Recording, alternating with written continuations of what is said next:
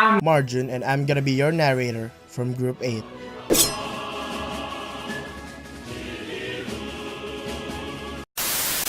So, without dilly-dallying, here are the chief artists and their major works. I've split them according to their periods or movements, and we're starting with the artists and their major works under Abstract Expressionism. First off, we'll start with Arshile Gorky. Hello! An Armenian-American painter, who later on became a big figure on Abstract Expressionism. His early work was The Artist and His Mother. This artwork was the one closest to his heart because it depicts him as the boy or the artist alongside with his mother, who tragically died in his arms during the Armenian genocide. Another one of his works was The Organization. It is a combination of Picasso's Cubism and Juan Mito's organic motifs. Up next is Jackson Pollock. Howdy! Another abstract expressionist. He's renowned for his drip painting. Many critics didn't think much of his art. They said it's just paint drippings, smudge around, but he endured the criticisms and made it his own style. Right after Pollock was Willem de Kooning, to be known as a famous figure in abstract expressionism.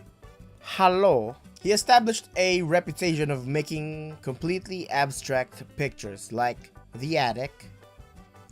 His most notable work, or works, was the 6-part Women series. It's his way of expressing his thoughts on the representation of women during the 1950s. And at last, we have Mark Rothko. Hello! At first, he did some Greek mythologies from Nietzsche's influence, which he believed that his art can relieve a man of spiritual emptiness. A good example of his mythology-inspired work was his piece called Oedipus, which we know the story of, some guy who killed his father, who then married his mother. For Rothko, the Oedipus embodies passion and pride, which he believed causes man's destructive nature. He then discovered his signature style by early 1949, and they're called the multiforms. So what are these so-called multiforms? They're rectangular forms floating on top of a stained color. A good example of his multiform work was orange, red, yellow, which looks exactly as it sounds. According to critics, the trio of colors was eye-catching, like a sunset or a popsicle. That's it for this video. That's all of the artists in abstract expressionism. Stay tuned for the next period or movement, pop art. Now we're gonna talk about the artists under pop art. We'll start with Andy Warhol. Hi! He was the most successful and highly paid commercial artist in New York, and later on became a leading artist of the pop art movement. One of his notable works was the Campbell soup cans. Warhol wanted to bring back imagery into the art world because of the previous movement, abstract expressionism. One of his works was the gold Marilyn Monroe.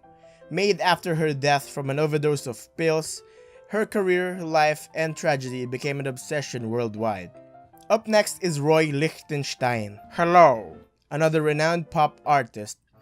The pop art style that he uses was inspired by comic strips and copyrighted characters, which invited some accusations that he lacks originality and even copying later on.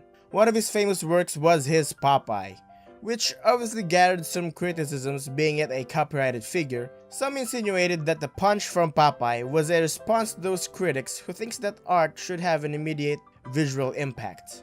Another one of his work was The Drowning Girl, which came from a DC comic story, Run for Love. He didn't simply just copy the illustration directly.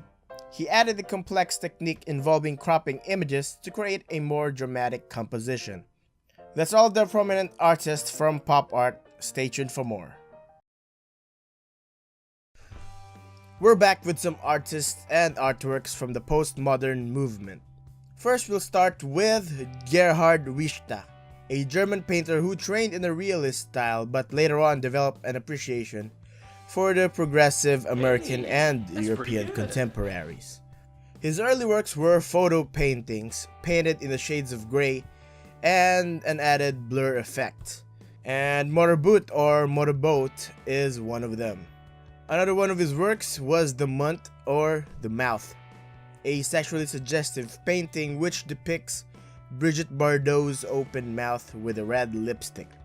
The next artist is Cindy Sherman, a master photographer and also one of the most influential and important artists in contemporary art. She worked as her own model and captured herself in different roles and personas. She's got a lot of untitled works, but they're still numbered, so here are some of her works.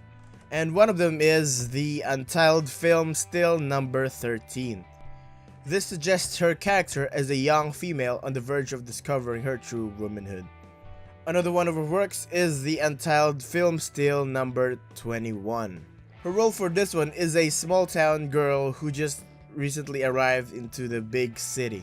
The last artist is Anselm Kiefer, technically a neo-expressionist and known for his German history and myths, often faced with controversy because some of his works dabbled Nazism.